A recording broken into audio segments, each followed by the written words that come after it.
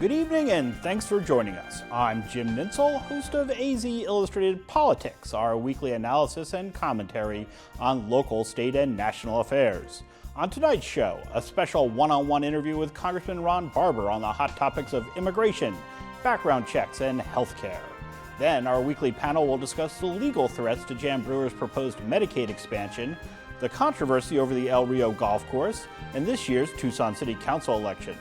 But first, a look at today's top stories. The U.S. Forest Service is addressing a controversial issue southeast of Tucson in the small community of Patagonia. Some residents are expressing concerns about proposed mining and drilling projects. They say the projects would devastate the area by using millions of gallons of water and damaging other natural resources. However, supporters point to new jobs and other benefits. The Coronado National Forest oversees the public lands that would be needed for the proposals to move forward. Federal officials are scheduled to hold an informational meeting in Patagonia this coming Tuesday, June 11th. Dry, hot weather is expected to continue in the foreseeable future, but Governor Jan Brewer is asking people to prepare for the summer rains and storms, which can sometimes turn dangerous. She's proclaiming Sunday, June 9th to Friday, June 14th as Monsoon Awareness Week. The monsoon can sometimes bring quick and heavy rainfalls with strong winds that can knock down trees, power lines, and other structures. You can find additional details by visiting the Arizona Emergency Information Network online. Tomorrow is National Get Outdoors Day across the country, and residents in Southeast Arizona will be able to participate close to home. Several agencies are joining forces to hold an event at Parker Canyon Lake in Cochise County beginning at 9 in the morning. Organizers say they will provide interactive outdoor learning experiences and other activities in an effort to encourage children and adults to become more physically active. Childhood obesity is seen as a growing problem across the country. That's a look at today's news. When it comes to telephone calls, nobody is listening to your telephone calls. President Obama today vigorously defended government surveillance of phone and internet activity. We get the latest on the secret data mining of calls, emails, videos, and credit cards aimed at preventing terrorism attacks. Margaret Warner wraps up her series of on-the-ground reports in Lebanon. A closer look at the country's delicate sectarian politics strained by the fallout from the Syrian civil war. The tidal wave of mostly Sunni refugees could also upset the demographic balance in Lebanon among Sunnis and Shias and a major combatant in Lebanon's civil war, the Christians. Mark Shields and David Brooks analyze the week's news. And Gwen Ifill has the story of one Chinese woman's search for her jailed dissident father and the novel inspired by her experience. That's all ahead on tonight's NewsHour. Tonight on Arizona Week. Has the Medicaid fight created a new political dynamic in Arizona? People would like to see our legislators working better together and looking at some of the bigger issues that we are facing. You'll see, I believe, more Republicans, and I believe those Republicans that voted for the expansion may very well not survive re-election. Who might win, who might lose over Medicaid? And how the legislative budget process is going in Medicaid's shadow. That's tonight on Arizona Week.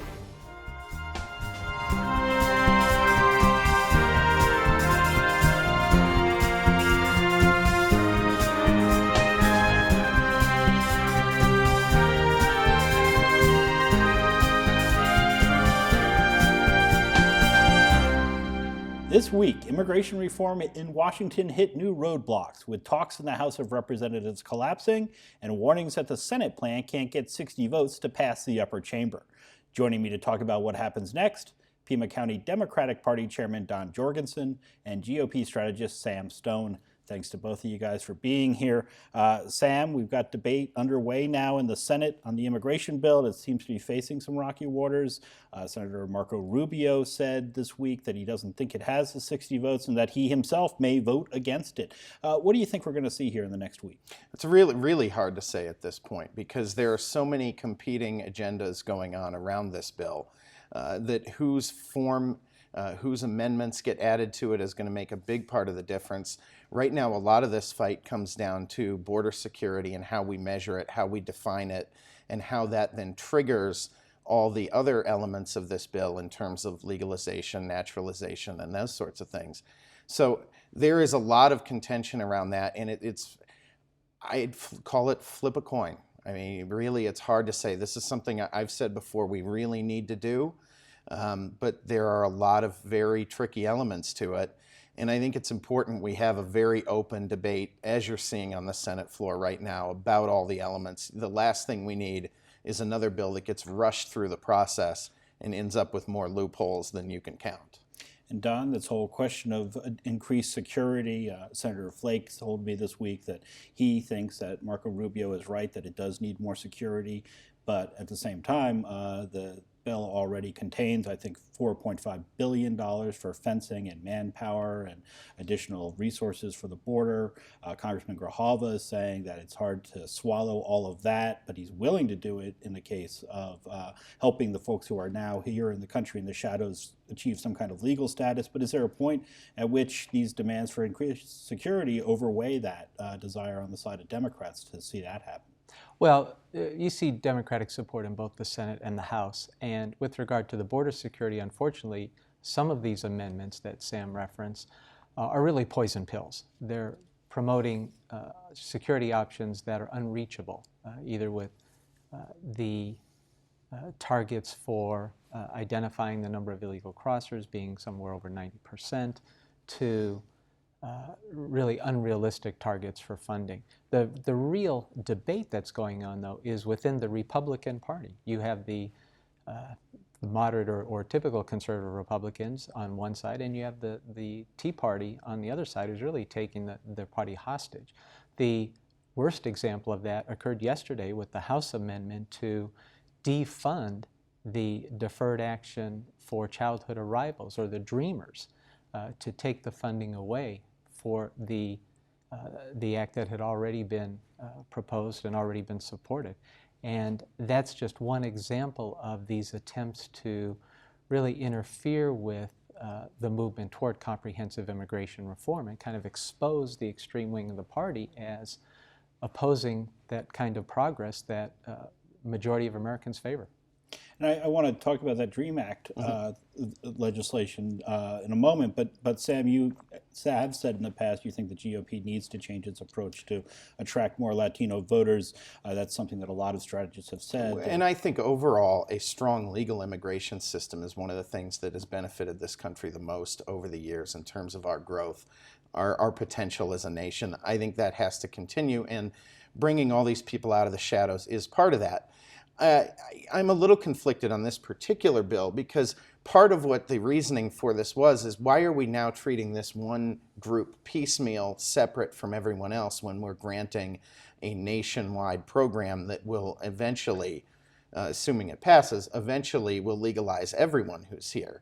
So I think there are some issues there. Every time you create a special interest, you're creating special exemptions, special rules. That's not fair to everybody else. So I think these things, especially when you look at the provisions in the overall legislation for increased number of student visas, increased number of high-skilled visas, the people who would fall under the Dreamers, would call Dreamers, are going to be legalized through this process as it is. So, I think it was bad PR to be doing this right now, but it may end up being good legislation. And Don, the Republicans did vote to block that DREAM Act thing. Why are Democrats treating the DREAM Act kids differently, as Sam says, than the rest of the illegal immigrant population? Because they're here, and they're here through no fault of their own. We're talking about folks who came in now under the age of 30, but came in as children. They are here, they are working, they are seeking to either go to school or be productive members of society. They're here. And ignoring that fact ignores reality. And creating two classes of citizens or two classes of Latinos is just flat wrong, and promotes the same kind of, I don't know, hesitant to use the term racism, but creating that kind of branding that the Republican Party has been accused of in the past and is perhaps proving to be true again. And Sam, what's the political calculation among Republicans who are opposed to the immigration reform? Is it that they're more concerned about losing a primary election to somebody further to the right than they are to losing a general election? I think that is definitely a part of the consideration. I mean, the other part of it, let's face it, is our overall system where we've gerrymandered districts to such a degree that there is no real general election challenge in many of the congressional districts around the country. Look here in Arizona, we have three competitive congressional districts. The others, they're winning 65-35.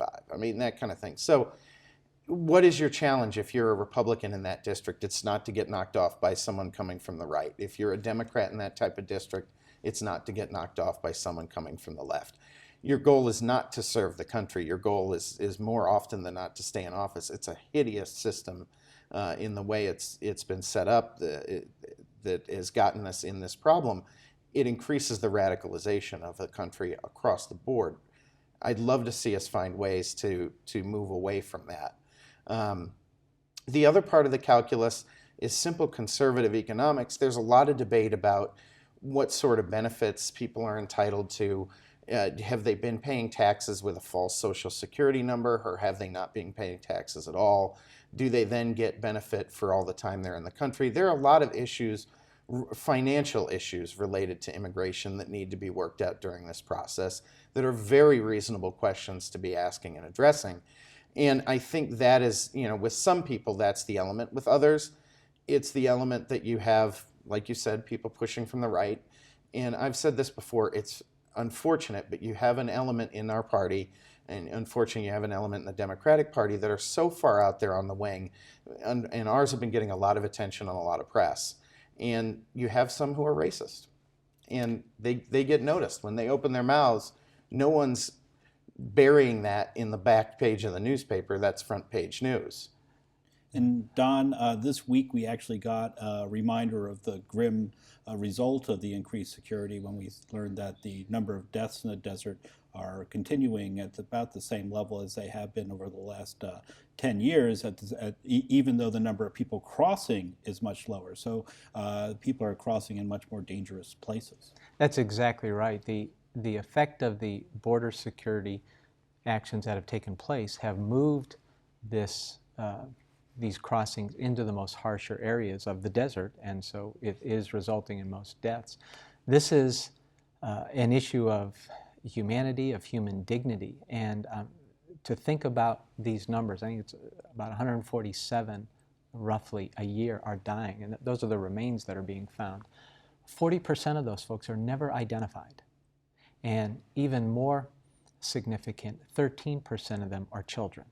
I mean, again, when you put it into that context, we have to look at the right steps to reduce that kind of illegal crossing.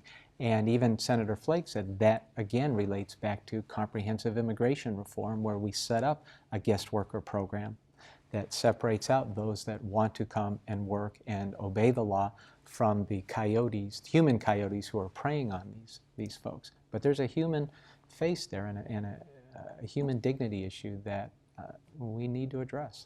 And Sam, it does seem as though the coyote smuggling groups and the drug cartels have been empowered to some degree by the fact that people are now turning to them in order to get across the border. Well, they've been empowered, but you have to look at the growth of those organizations and how much power they've gained over the last 20 years. You didn't have Mexican cartels have nearly the financial resources, nearly the infrastructure that we see now 20 years ago.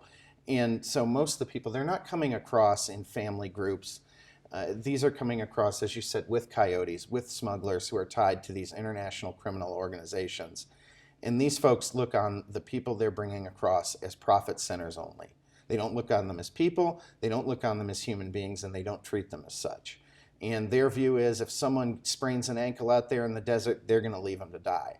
If someone gets bit by a snake, they're going to leave them to die. That's a very different thing than we've seen in the past. The most effective thing we can do is to complete comprehensive immigration reform, to enable our legal system to meet the needs of our economy in terms of people coming into this country, whether on a permanent basis or as guest workers. That's the most important thing we can do. But the other portion of it is continuing to expand that security for the border. We do need to know who's coming, and those areas are going to continue to be areas of high trafficking, whether that's people, drugs, guns, so forth, unless we take some steps to control it. And the biggest fight in this immigration bill isn't about the dollars going to secure the border. It's about the oversight and who has oversight, whether it's Congress, whether it's the Department of Homeland Security, or another independent agency or organization that's created to look over that. The issue on the Republican side is, well, if we hand this to DHS, Janet Napolitano, who apparently believes the border's 100% secure, can come out tomorrow and say, it's secure, we're good, they're all legal. I did want to let Don Yeah, weigh in I on mean, that, and then I want you to move know, on. there has been continued focus on security, and most of the money in the past couple of years has gone toward border security, and these deaths are continuing.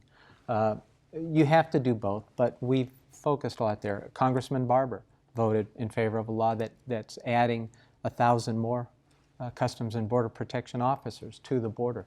The comprehensive immigration reform, if you focus on the family needs, because again, you've got children dying out there. If you focus on the guest worker program, if you provide those legal avenues for folks to come through, to provide those centers where they can move through legally, you're going to reduce the deaths. Continued security has failed to do that. All right, and we'll see how this plays out in the coming weeks, but Harry Rita said he wants it done by Independence Day, so we'll see if that happens. And while we're talking about security, new revelations this week about the federal government sweeping through phone records and massive info grab of telephone records, who's been calling who. You have some very interesting politics coming out of this. Congressman Grijalva, very upset about it, feels like it needs to be ratcheted back. The New York Times saying the administration does not have any credibility on this issue. Then you have the Wall Street Journal actually supporting the Obama administration. You have Lindsey Graham coming out and saying, I don't mind if they get my phone records. This is very important in the fight against terrorism. Sam, your take on how this is playing out? Well, this is one of, I have almost never found an area where I agree with Raul Grijalva, but darn it, I do here. This was a huge, huge overreach by the government. And the people defending this are defending it on the same basis that they continue to defend the expansion of the Patriot Act, NDAA, and all these other bills that we've seen since 9/11. And, there is the old saying, right? The tree of liberty occasionally has to be watered with the blood of patriots and tyrants. Part of that assertion is that you can't have freedom, you can't have liberty and perfect safety at the same time. And obviously there's a balance that we need to strive to find. We've gone way off the deep end, pushing security over individual freedoms and over people's privacy, and it has to stop. It has to get rolled back. Don, your thoughts? Well, it's great to hear Republicans say we've gone overboard on security versus freedom related to the last discussion. One more libertarian leaning. Okay. Good for you. The reality is the actions taken were legal, and the actions taken are a result of the Patriot Act, of FISA, of the Protect Americans Act.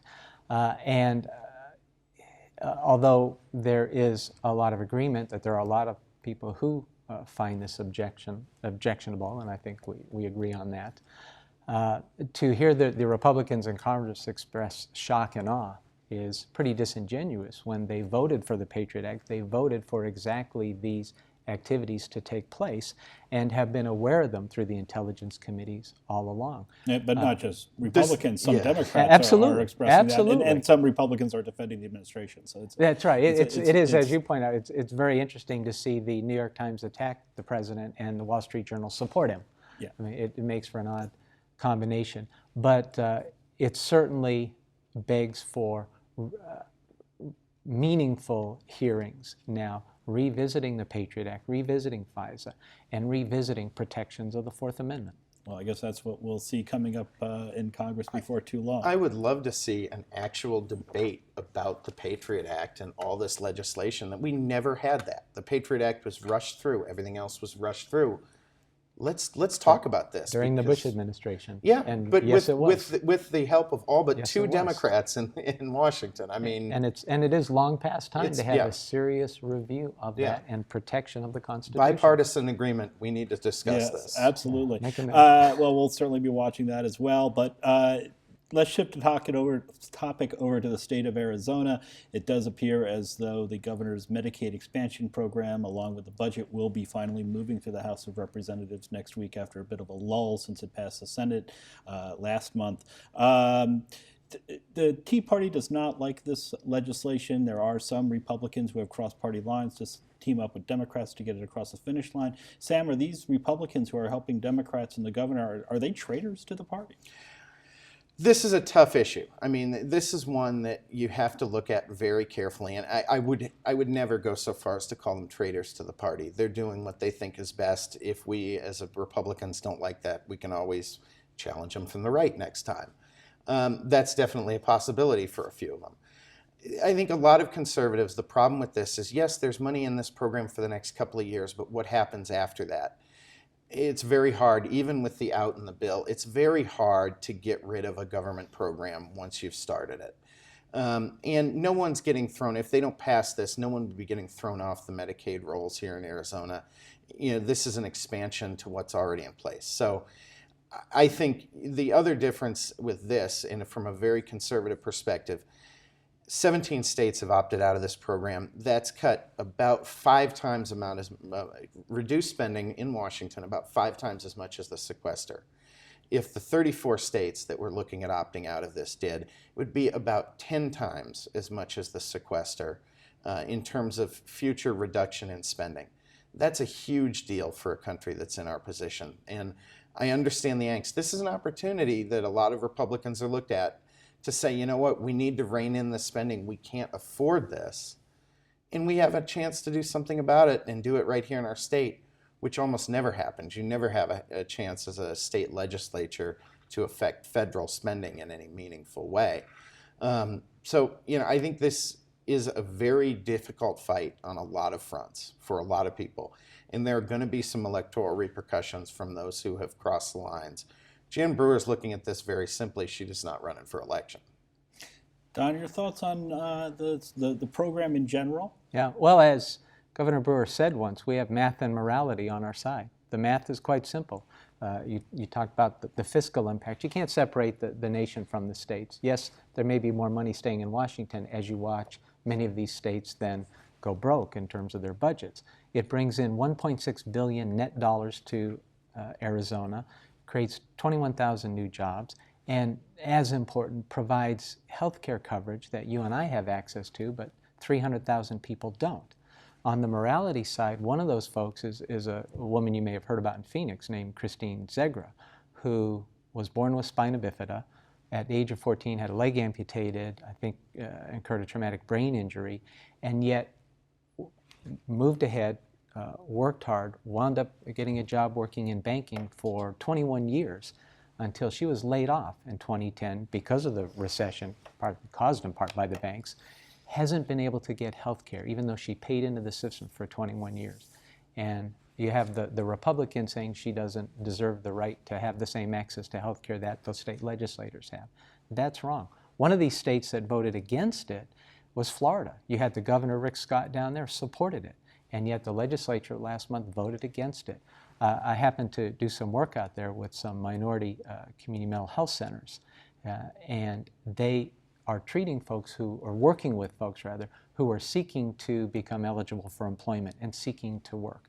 They have made it a practice never to turn away someone seeking that opportunity. They said that will change now. They will not have the funding in order to provide these services to the people that want to work from these poor communities.